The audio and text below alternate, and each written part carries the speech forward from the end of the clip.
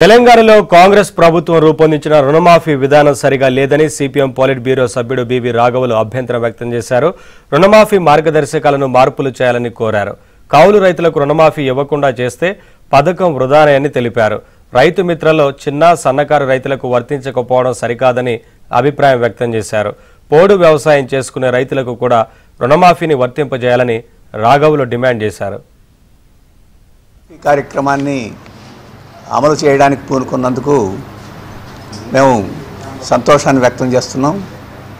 కానీ వారు రూపొందించిన మార్గదర్శకాల్లో చాలా తీవ్రమైన లోపాలు ఉన్నాయి.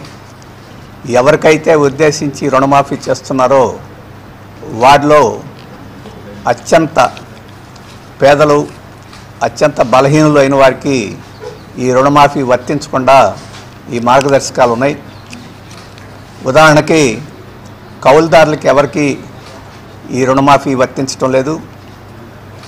ప్రభుత్వమే జాయింట్ లయబిలిటీ గ్రూప్స్ పేరుతోటి కౌలుదారులను బృందాలుగా ఏర్పాటు చేసి ఆ బృందాలకి రుణాలు ఇచ్చింది.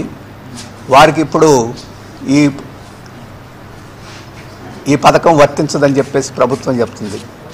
మరి కౌలుదారులకు ఇవ్వకుండా రుణమాఫీ ఇంక ఎవరికి ఇస్తే ఏం ప్రయోజనం అని చెప్పేసి మేము అడుగుతున్నాం.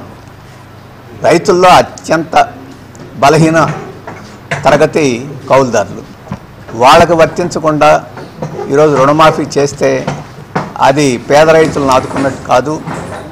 అందుకనే కౌలు రైతులకు కూడా జాయింట్ లయబిలిటీ గ్రూప్స్ కూడా ఈ రుణమాఫీ పథకం వర్తించేట్టుగా నిర్ణయం చేయాలని చెప్పేసి మేము కోరుతున్నాం.